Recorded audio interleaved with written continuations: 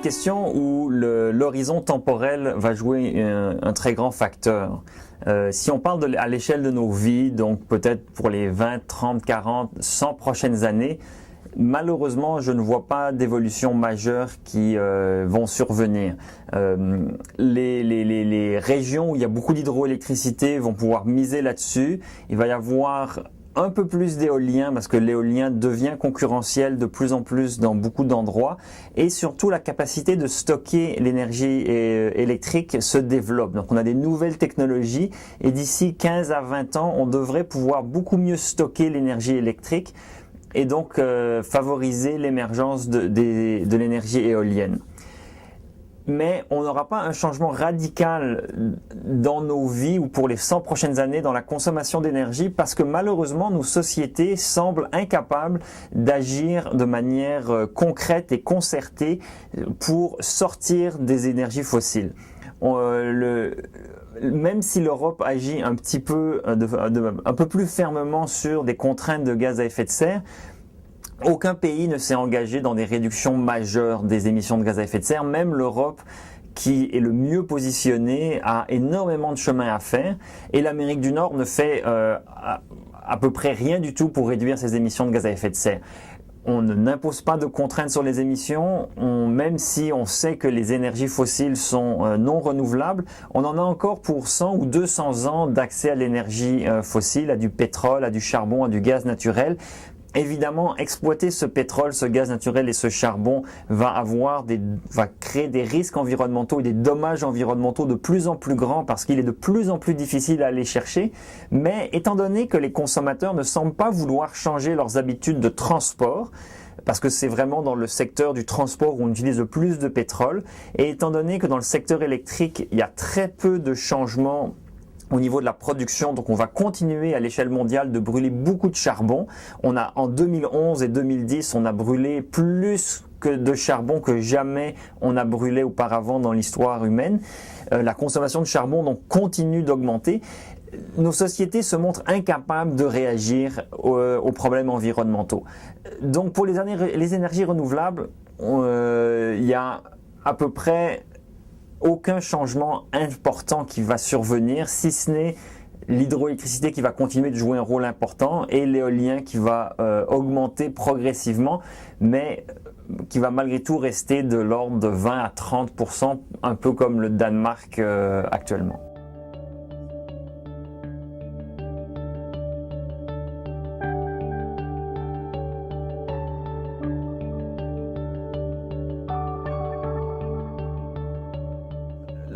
La consommation d'électricité dans les véhicules électriques, elle est bien plus efficace que la consommation de pétrole dans une voiture traditionnelle, dans un moteur à combustion.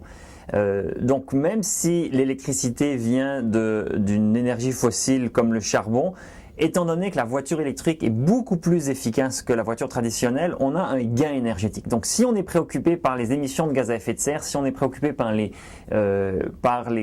questions environnementales liées à la consommation d'énergie, la voiture électrique est sans aucun doute une grande amélioration par rapport à la voiture roulant à l'essence issue du pétrole, même si cette électricité vient de centrales thermiques utilisant du charbon. Donc là, il n'y a aucun doute là-dessus et les gains sont réalisés parce que la voiture électrique est beaucoup plus efficace.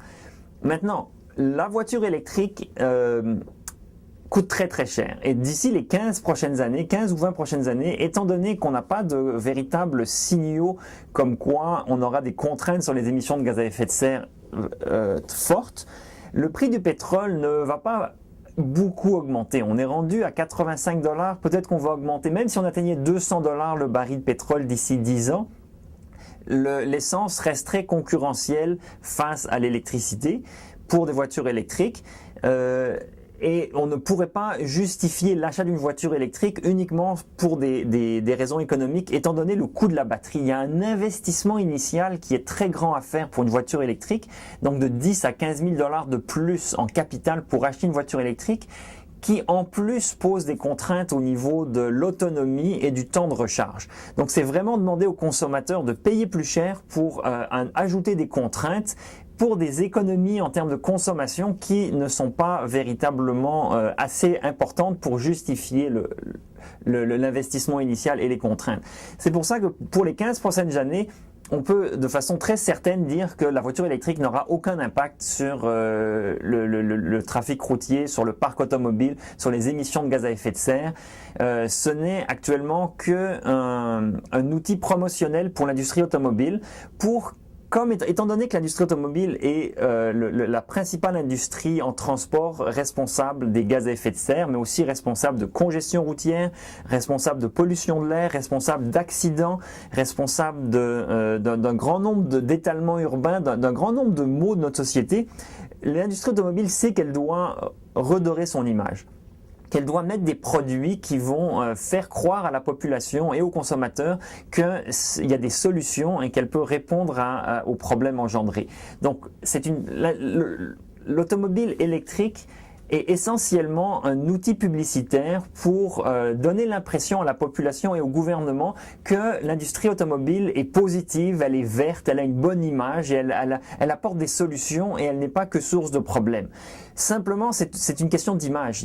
Dans les faits, pour les 15 prochaines années, comme je l'ai dit, la voiture électrique ne va rien changer à la consommation de pétrole parce qu'elle va rester très marginale dans le parc automobile.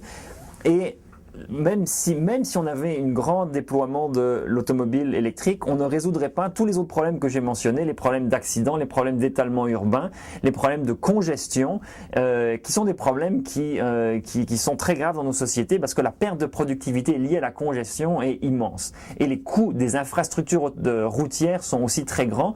Et si jamais la population faisait un investissement massif dans l'industrie automobile électrique, mais il faudrait construire des nouveaux ponts, construire des nouvelles routes et on le sait, les finances publiques sont telles qu'on n'a pas les moyens de construire toutes ces nouvelles infrastructures routières pour la voiture automobile. Donc, c'est une solution que je ne crois absolument pas viable ou réaliste dans les 15 prochaines années. Et si jamais par malheur la société décidait d'aller dans cette direction-là, eh bien ça ne ferait qu'aggraver les problèmes financiers de notre société. Et étant donné les niveaux d'endettement des ménages et des gouvernements, c'est tout à fait irréaliste de penser qu'on pourrait le faire même si on voulait le faire.